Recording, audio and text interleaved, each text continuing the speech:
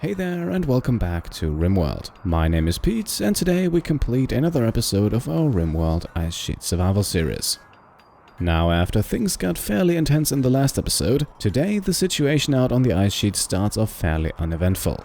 We still have to deal with both volcanic winter and toxic fallout, and that forces our 4 colonists to stay inside of the base for the most part. Still, all of them are working on something. Cambia is researching, Giraffe is sculpting, Antonio is currently relaxing a bit, and Cobra is upgrading the defenses. Giraffe also quickly finishes the sculpture, and for the first time I think it is of good quality. It has a beauty rating of 110 and also a short backstory that you can read on the right here. And the sculpture will now find a new home in Giraffe's bedroom, where it will replace the 2 poor quality ones. That way we free up some space and still increase the beauty rating, meanwhile the other 2 sculptures can now be sold later.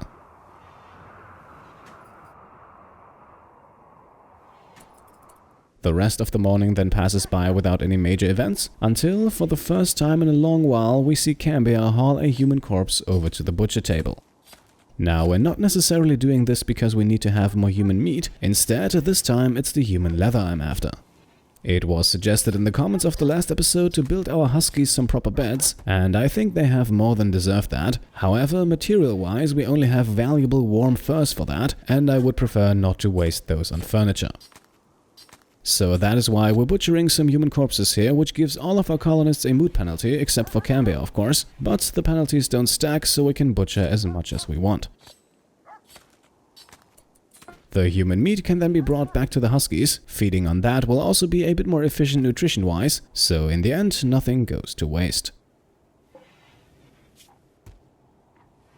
And because I think Cambia has earned himself a snack, let's have him eat the remaining 8 units here. That should give him a healthy mood bonus.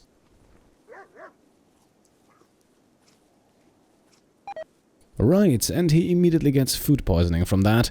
Absolutely lovely. Well, nothing we can do about that but to simply wait for it to pass. Just at that moment then we also get another trade offer here, as the settlement of Gutra Mountain wants to purchase 7 advanced components. However, looking ahead at our plans for the spaceship, we could use those ourselves. At the same time, we also don't really have a need for a minigun or an alpaca wool armchair, so I think we'll pass on this one. By the way, before I forget, we will also pass on the rescue mission that popped up in the last episode. Most of the comments leaned pretty heavily towards leaving that be, so that is exactly what we'll do. 3 of the 4 animal beds are then quickly constructed. For the last one, however, we still need a bit more human leather, so let's start working on that.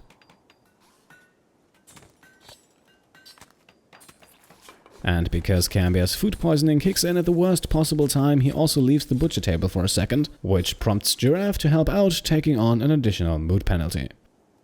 For the moment, the fact that we rescued her still keeps her mood in check, but of course, in the long run, we should make sure this does not happen again. Regardless, we now have enough leather for animal bed number 4, but before we can start construction, we have cargo pods crash down. And inside we have over 200 units of pemmican. Needless to say, that is a very valuable drop, especially considering how our human meat reserves are dwindling slowly, while our huskies are of course not able to use the nutrient paste dispenser. So we will have our huskies haul this back to the base. They should only need 1 trip each for that, and that is probably enough to avoid the effects of the toxic fallout. With everything safely hauled into the kitchen, we can send the huskies back inside now, and that is mostly all that happens for the remainder of this entire day. With Cambia suffering from food poisoning, research progress is a bit slower. At the same time though, our defenses grow slowly but steadily. These sandstone deadfall traps are definitely not quick to build, but they give our colonists something to do while we wait for the toxic fallout to pass. In the late afternoon then, it's time to bring in a small rice harvest, while Cambia does some construction work near the mortar. It was recommended in the last episode to haul the remaining mortar shells out of the storage room, and that is of course a very sensible idea, so we have now built a second shelf for them, where they can be stored in close proximity to the mortar itself. The rice fields meanwhile are already replanted and Antonio is hauling the harvest back to the base, while shortly after Giraffe finishes another sculpture. This time it's only normal quality, but it has an interesting title with the facial hair of Antonio, and once again feel free to pause the video right here if you want to read the entire thing. Now up next we'll have Giraffe work a bit at the refinery. After all, we now have 4 chemfuel generators to fuel, and we also want to build up a few reserves in case we get another mission that we need to use the drop pods for. However, before that happens, drop pods are visiting us first, luckily though only in the form of a small cargo drop. Inside here we have 6 units of the wake-up drug, and we'll quickly have Cobra run over there to haul them back to the base. A little later in the morning then we can see our dining room area get clogged up a bit, and at this point I realized for the first time that we only have 2 chairs for 4 colonists. So let's fix that real quick by putting 2+ steel chairs in place. We would barely have enough materials to also make them out of steel, but I'm trying to save that for a few other projects. Thanks to Cambia's construction skills, the chairs then turn out quite nicely. One is of excellent quality and the other one at least good. Now at this point I think it's also a good idea to make use of Antonio's art inspiration. He received that in the last episode while being sick with the flu, and even though he does not have a single skill point in art, it might still be worth it to have him make a small sculpture. Giraffe is getting some rest anyway, so the sculpting table is free to use, so let's see what Antonio can come up with. In the evening then we can also take care of something that I was reminded of in the comments numerous times now. Yes, it might be a very good idea to close off the ancient danger with a door. That way we can keep that closed off at all times to keep enemies out, while that quadruple airlock next to our base can probably remain open now.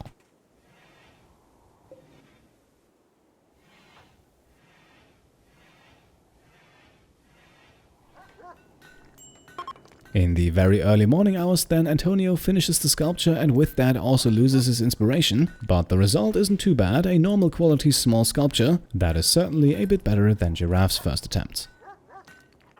Speaking of Giraffe, she can now return to the sculpting table, because slowly but steadily we're building up a nice art collection.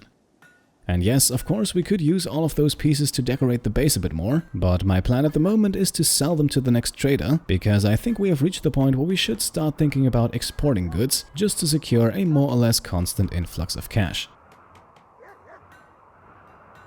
Some very good news then as the day progresses, you have probably already noticed it. Yes, the toxic fallout is finally settling down. That means our colonists are no longer in danger if they spend extended periods outside, and the same of course goes for the huskies as well. And that opens up a few new possibilities for us here with Antonio. As you might remember, Antonio is a pretty skilled miner, and he is now tasked with obtaining us a bit more steel. We have a sizable steel meteorite to the north of the base here, and even though he will not be able to completely mine that out in one go, it will still increase our steel reserves by quite a bit. Cambia, meanwhile, has put in some good work at the research bench, and in the evening hours he finishes his current research project. And that project was the Johnson Tanaka drive, the 5th of 5 spaceship projects, so technically we now have all the knowledge we need to build ourselves a spaceship. However, we don't really have all the materials yet, and until we do, let's focus on the next project immediately, and this one will be on the slightly shorter side as we're now researching hospital beds. With the addition of a skilled doctor in Giraffe, I think we're building ourselves a small hospital soon, but of course, before we do, we want to have all the necessary technologies researched. Now, as the night passes by here, we're also informed that Madeline is pregnant once again, so the husky breeding cycle has started once more. With the toxic fallout over, by the way, the huskies can now also roam freely again, and they will hopefully also haul back a few new steel slag chunks, so ideally our steel shortage is a thing of the past soon enough.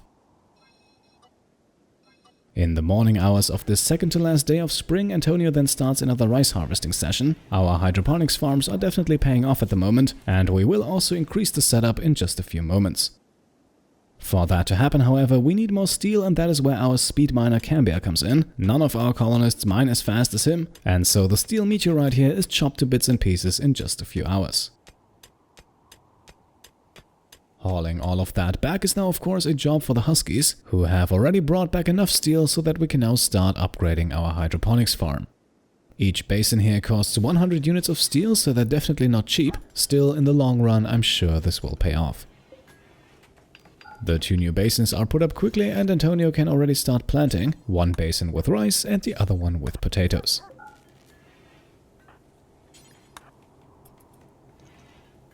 In the meantime, Cobra has done some good work around the defenses. He is now constructing sandstone deadfall trap number 8, and so the way into our base becomes more and more protected. We also learned that Husky Gork is pregnant now as well, and with Ruby already getting pregnant in the last episode, all 3 of our Husky females are now once again carrying offspring. Work inside of the hydroponics farm meanwhile is not stopping anytime soon. As you can see, I have placed the absolute maximum amount of basins that will fit in there. In total, once construction is finished, we will have 23 of them. Our Huskies were also kind enough to haul some steel slag chunks back to the base, so Giraffe can now take a short break from sculpting and make some steel instead. And while we're waiting for more steel to arrive, Antonio is already bringing in the next potato harvest, so our chemfuel production should also once again increase soon.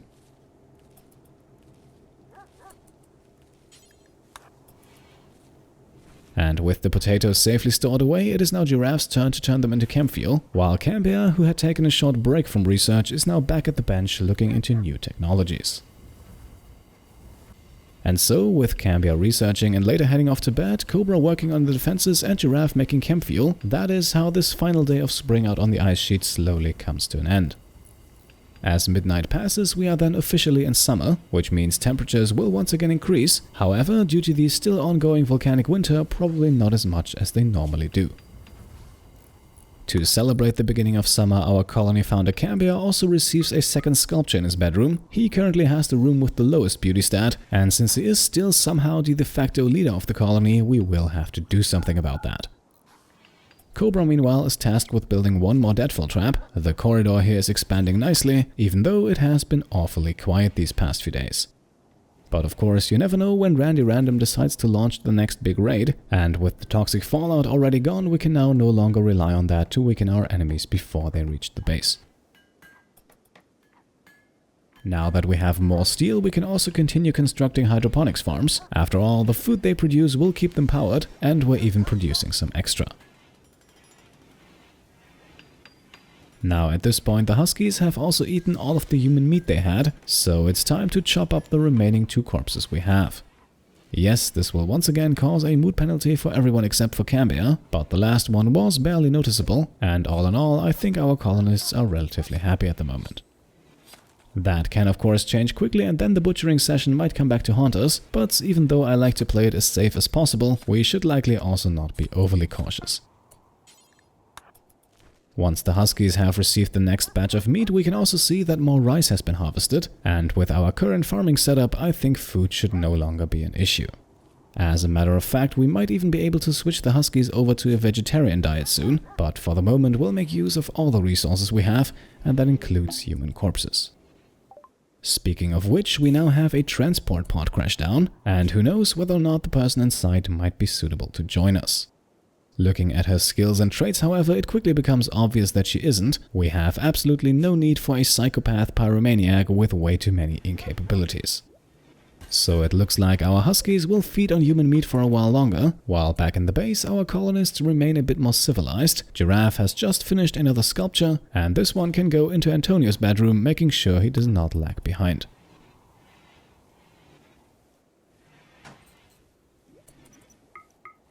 And things continue to go smoothly with the next event here. A Psychic Soothe once again provides all male members of the colony with a plus 16 mood bonus, and conveniently that is also more than enough to counter the mood penalty from butchering humans earlier.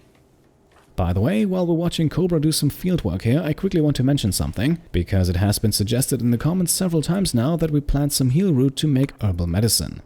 That is of course an excellent idea and we'll do so as soon as we can, however at the moment we can't. To plant heal root we need to have a colonist with a planting skill of at least 8, and right now both Cobra and Antonio only have a skill of 6. Especially Antonio should get up there quickly though, and once he's there we will start producing some medicine of our own. With the next hydroponics basin constructed, we now only have 3 more blueprints left. However, before we start working on those, we first need to do some more harvesting. And that now already brings us to the final event of today's episode. It is another transport pod crash, and I have to say the person inside looks very intriguing. We have a pretty nice set of skills here with multiple passions, no incapabilities and no terribly concerning traits either. The hypersensitivity might be a problem with psychic drones, but apart from that, unless I'm overlooking something, I don't really see an issue. The injury situation is also manageable, however time is of the essence, and this is where things become a bit tricky. As you can see here, this person is a member of the Mencho of the Rock. That faction is hostile towards us, and so I think it's pretty much guaranteed that this guy will wander off the map once he's fully healed. For that reason, we cannot rescue him, but instead we have to capture him. The process is pretty much the same though. We will construct a small sleeping spot inside of our hydroponics farm where it's nice and warm, and since our prisoner-to-be is already in pain shock, capturing him will not be a problem. Dr. Giraffe, however, is fast asleep, so we'll have to do this with Cambia now, but that shouldn't be a problem as he has the exact same medical skill. Our prisoner does not have many wounds, but the ones he has are pretty severe, so Cambia can now start patching them up immediately. That should stabilize him and put him on the road to recovery, and now the big question is of course, how do we approach him on that road? We could try to recruit him as our 5th colony member, the skill set certainly looks intriguing. Alternatively, we could also free him again once he's healed and let him return to his faction for a small relationship bonus. Now, of course, there are other slightly more brutal options, but those are the 2 main ones I'm considering at the moment. At this point though, I would like to know what you think. Do you think this guy is worth our time as a 5th colonist, or should we do something else with him? And that is the question that I will leave you with today, as we now wrap up what was admittedly a fairly uneventful episode. After Randy Random went a bit crazy in the last one, this was of course a bit of a welcome change, and it did allow us to substantially improve our farming situation. Still, I understand if it did not make for an overly exciting episode. However, knowing this game, that can of course change in the very next episode. Now, before I leave you, I also want to say thank you and give a shout out to all the patrons who have joined since the last time we did this. The list has grown quite a bit over the last few weeks, but I promised all of you a mention, so here we go. A big thank you goes out to Marek Pettis, Clemente Spura, Augusto Torres, Stefan Elliott, Manfred Hutz, Miguel Pimentel, Lisa Gorski, Alexei, to Drone Catch, Squared Cubed, Andre Felipe da Silva, Star Racer 67, Guanwen Chen, Johannes Sommer, Peter Hernandez, Carl Jenkinson, Rock Wizard, Frank Garcia, Roselius, Rico Cocky, Revanche, Aaron Bailey, Kido, Eze Koika, Chris Oni, Jonathan Barnes, Randy Miller, Jesse, Feb Salinen, Oliver Ekström, Jules Bellier, Nick Robinson, Kirill Maximov, Cody Furter, and Kim Birkelund, Bomb42, Spare Goblin, Lasse Reinström, The Amazing Steak, Gabriel Corcuera, Louise Leon, Jessica McGrath, Joseph North, Andrew Salapak, Torbjörn Axelson, Brent Frey, Steve Zeu, Trenton J. Homan, Tom Stanley, Eduard Kuter, Skippy, Ladboy, Brian Sopp, and Chief Hain. Yes, a whopping 52 patrons have joined in the span of just 4 episodes, and I don't think I have to mention how incredibly thankful I am for your support. I will do so regardless though, so thank you so much. The Pete Complete Patreon is honestly slowly surpassing even my wildest dreams. So thank you once again, and with that being said, we have now reached the end of today's episode. As always, I hope you enjoyed it, and if you did, then go ahead and leave a thumbs up. And if you want to support the channel further, then you can of course subscribe if you haven't done so already, or you can of course join the Pete Complete Patreon yourself. Thank you all for watching, and I'll see you next time. Cheers.